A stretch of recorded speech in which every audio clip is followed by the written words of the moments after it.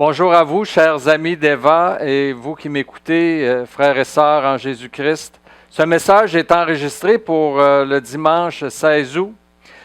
Un bel été que nous avons. J'espère que vous en profitez bien et que vous rendez grâce à Dieu aussi pour cette chaleur, ce soleil, cette nature verdoyante qui nous entoure. C'est la main de Dieu qui a fait toutes ces choses. Dans les pays occidentaux où nous vivons, nous sommes à l'ère du développement personnel. Avoir une personnalité plus forte, plus équilibrée, plus positive, plus gagnante. Trouver le bonheur, la richesse, la sécurité matérielle, l'amour, l'épanouissement de soi, la réussite, quoi. Ce sont des choses après lesquelles les hommes et les femmes de cette terre et de ce monde courent. Chasser l'angoisse, le manque de confiance en soi, les dépendances destructrices de toutes sortes, les sentiments d'échec, de culpabilité, l'incapacité humaine. Cette période de l'humanité a donné naissance à toutes sortes de mentors, de philosophes, d'enseignants, de gourous qui proposent des recettes et des solutions attrayantes pour pallier à toutes ces choses et pour permettre aux hommes d'atteindre leurs objectifs humains et terrestres. Moi, je suis de ceux qui croient que l'Évangile de Jésus-Christ doit être la fondation de tout ce que nous construisons. Notre personnalité, notre mode de vie, notre famille, notre Église, nous avons tout pleinement en lui. Colossiens 2,10. Je l'ai répété à plusieurs reprises depuis plusieurs semaines et je continue à planter ce clou dans vos vies, dans vos cœurs. Il est important. Jésus a dit dans tous les évangiles, en fait dans les évangiles synoptiques, Marc, Luc et Matthieu, on retrouve ce passage où il est dit de la part de Jésus, « N'avez-vous pas lu cette parole de l'Écriture? La pierre qu'ont rejetée ceux qui bâtissaient est devenue la principale de l'angle. » En fait, la pierre dont Jésus parle, c'était la pierre qui était utilisée pour construire des bâtiments. On cherchait une pierre parfaite avec des angles égaux pour être capable de mettre au niveau un bâtiment, pour être capable de faire un carré ou un rectangle parfait, pour être capable de faire un bâtiment qui s'élève droit et que ça n'ait pas l'air de la tour de Pise qui va s'effondrer à tout instant. Alors Jésus est cette pierre de l'angle qu'on a besoin dans nos vies pour bâtir notre vie. Et c'est vrai pour notre salut éternel, mais c'est vrai aussi pour notre vie terrestre également. Il est notre Créateur, il connaît la réalité terrestre dans laquelle nous sommes. Il ne nous a pas dit que nous pouvons éliminer toute forme de souffrance et de combat. Il ne nous a pas dit qu'on deviendrait parfait ici-bas et que nous aurions une vie suite à l'atteinte de la perfection ou du nirvana, une vie de bienheureux. Lorsqu'on lit les béatitudes, les promesses ne sont pas nécessairement pour ici-bas, mais elles sont pour l'avenir, pour le futur, pour le monde vers lequel nous nous dirigeons, pour le nouveau monde, pour le monde qui nous est annoncé par l'Évangile. Mais Jésus nous a dit qu'au terme de notre pèlerinage terrestre, nous obtiendrons la couronne de vie et de gloire. Vous voyez l'aquarium à côté de moi. Il y a un poisson dans cet aquarium qui vit dans un environnement restreint, un environnement fermé. Il ne peut pas en sortir. Et Nathalie, qui s'occupe de l'aquarium, a établi pour le poisson son environnement, le fond marin, le décor. C'est elle qui nourrit le poisson. Alors, il en est ainsi pour nous. Nous sommes placés dans un monde fermé. Nous ne pouvons pas en sortir. Et Christ connaît mieux que quiconque l'environnement dans lequel nous sommes, c'est lui qui l'a conçu. Les conditions dans lesquelles nous devons vivre, c'est lui qui les a établies. Et également, c'est lui qui nous a créés et il nous connaît mieux que nous-mêmes. Alors, qui d'autre mieux que Christ peut nous conduire et nous aider, nous diriger et nous donner les conseils nécessaires à notre bien-être terrestre et à notre salut éternel? Vous savez que Jésus nous a même dit qu'ici-bas, nous aurions à vivre des tribulations dans la chair. Nous aurions à vivre des épreuves de toutes sortes. Et il en est ainsi aussi, et on a beau essayer de trouver tous les philosophes, les conducteurs et les gourous de ce monde pour nous aider à avoir une meilleure vie, Jésus-Christ peut mieux que quiconque nous aider à être heureux comme un poisson dans l'eau. Bienvenue à Eva en ligne.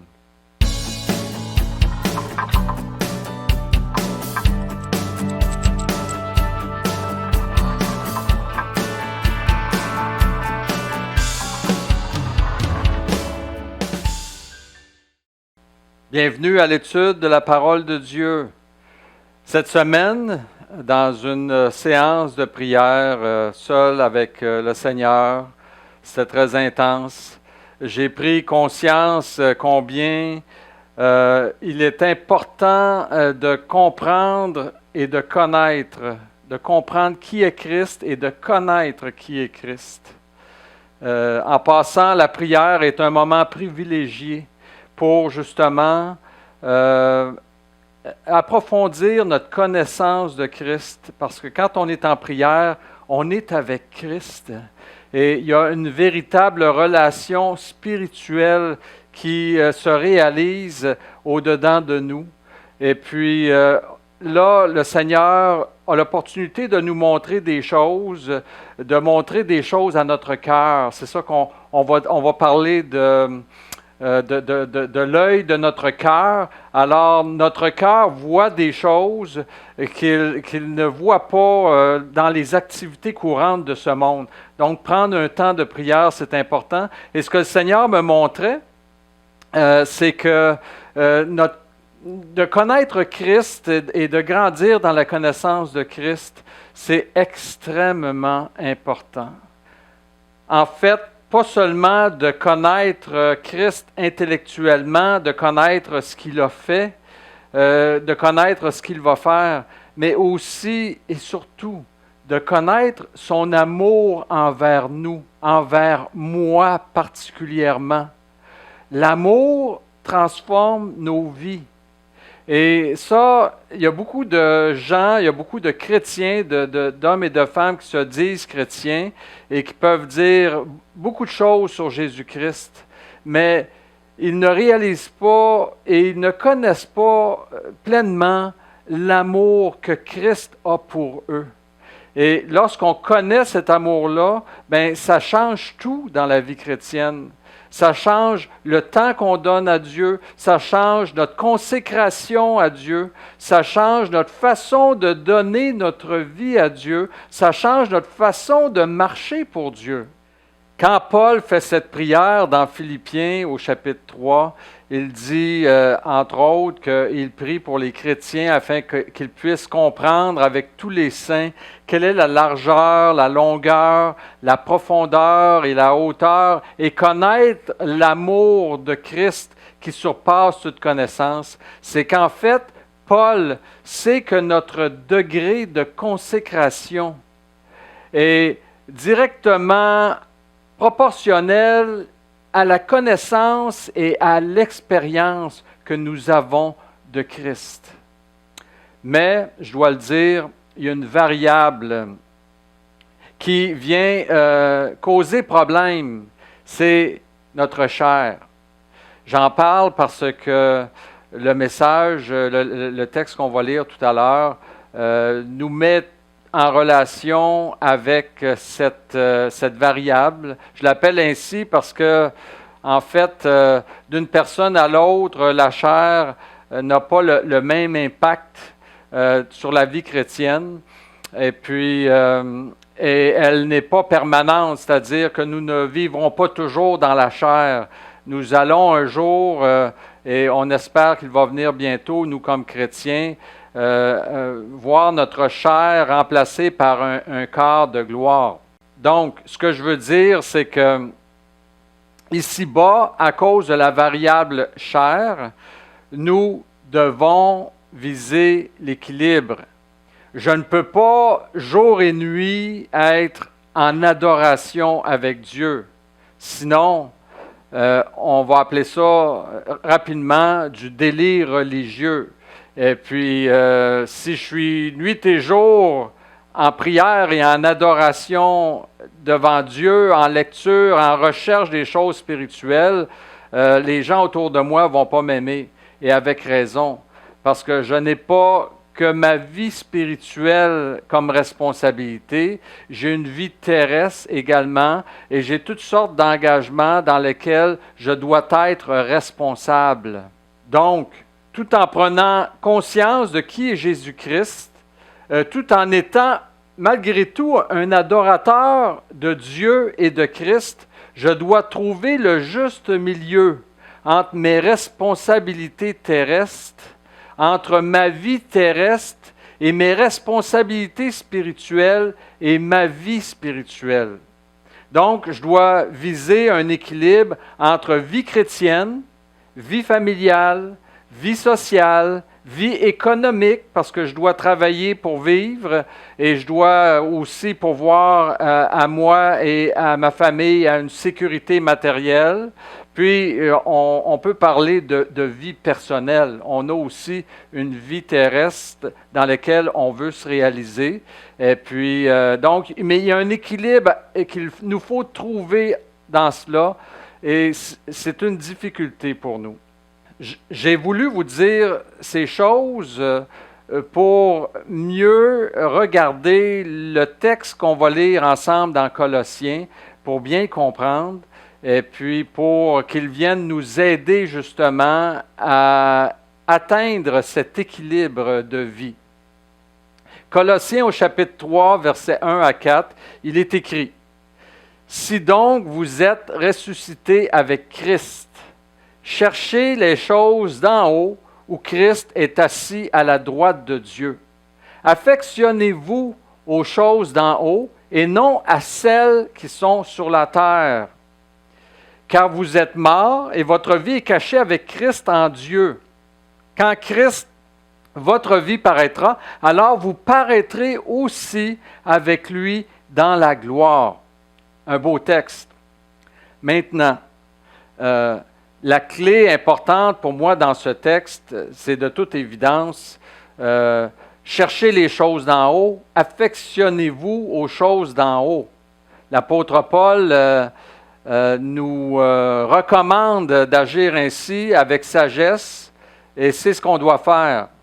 Mais, encore une fois, je reviens à la variable chair, Dieu sait que nous sommes humains, et c'est pourquoi il n'est pas dit ici de ne pas user du monde, de haïr le monde.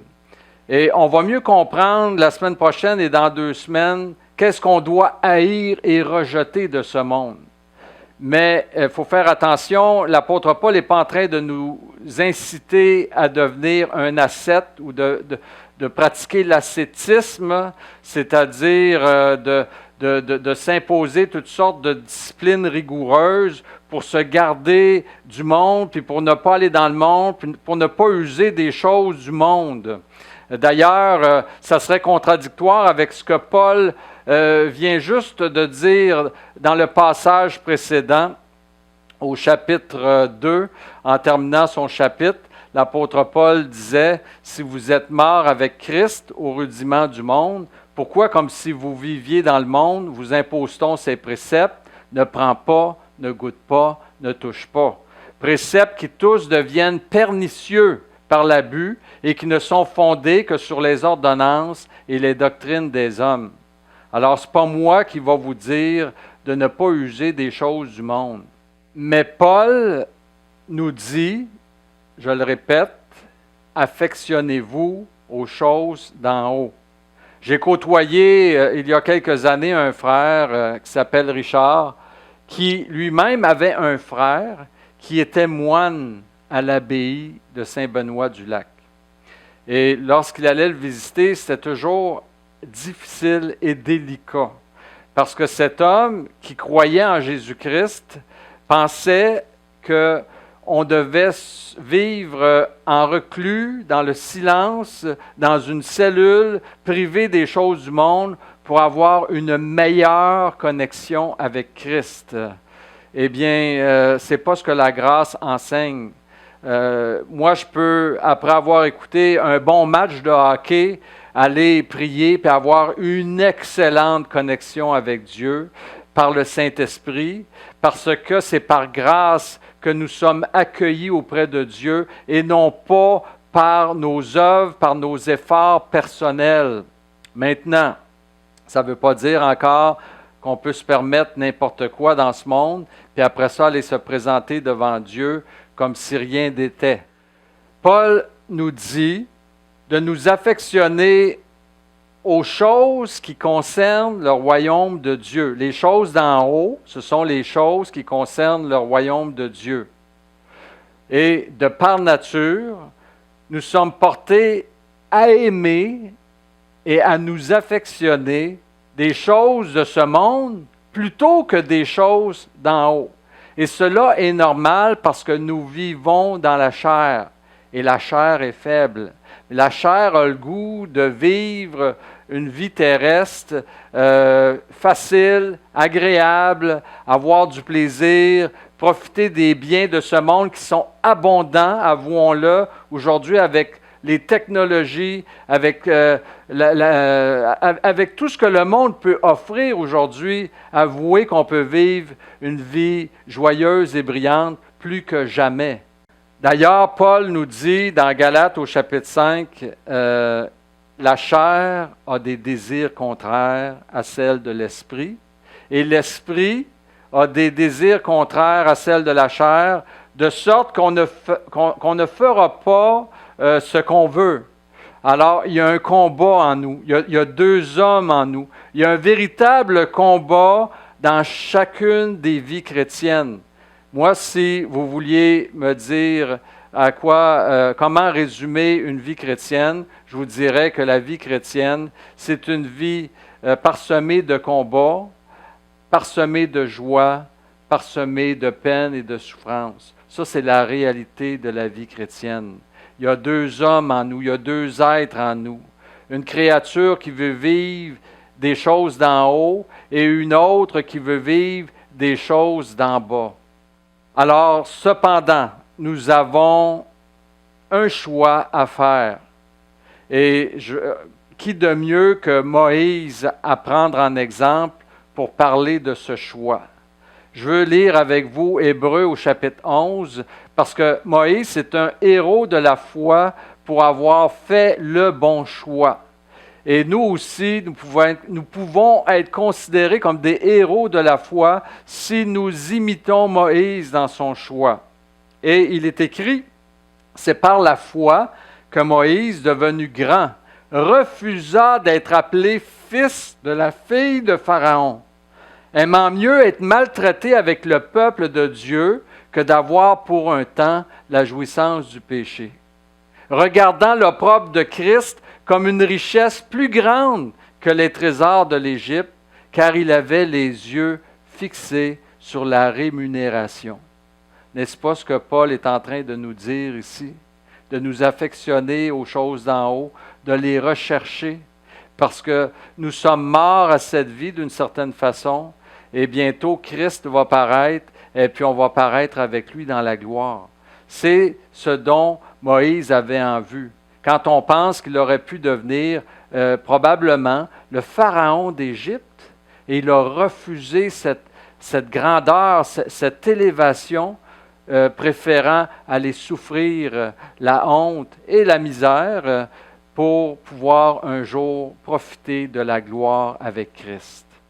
En terminant, je veux rappeler ce que vous savez déjà, Ce n'est pas facile de perdre notre vie ici-bas pour pouvoir profiter un jour de celle à venir, mais c'est une réalité que nous devons faire un choix. Nous ne pouvons pas vivre la vie ici-bas comme on l'entend, comme on veut, en vivant joyeuse et brillante vie, et en nous permettant de vivre tout ce qu'on veut vivre ici-bas, et par la suite, rentrer dans la gloire avec Christ. Nous devons donner notre vie à Christ. C'est pourquoi Jésus a dit, celui qui perdra sa vie à cause de moi la retrouvera, mais celui qui veut la conserver pour lui-même, il va la perdre. C'est la réalité que nous enseigne la parole de Dieu, que Christ nous enseigne, que l'Esprit nous rappelle, que je vous rappelle également par ce message. Mais la promesse est là, et je veux la relire avec vous en terminant. Quand Christ, votre vie, paraîtra, alors vous paraîtrez aussi avec lui dans la gloire. Frères et sœurs, on a tous hâte que Jésus revienne. Et on espère qu'il va revenir bientôt. J'y pense à toutes les semaines, j'y pense journalièrement. Moi, mon trésor, il est dans le ciel. Je veux m'affectionner de plus en plus aux choses d'en haut. Et je me souviens, et j'espère que je me souviendrai toujours que vivre sans Christ ici-bas, c'est vivre la plus malheureuse des vies. Mais souffrir pour lui, avec lui ici-bas, c'est la plus belle des vies qu'un homme ou une femme peut vivre parce qu'il est toujours dans l'espérance de la gloire à venir. Que Dieu vous bénisse. Chers amis d'Eva, chers frères et sœurs, je vous aime et grandissez dans l'amour, dans la connaissance de l'amour de Christ pour vous. Amen.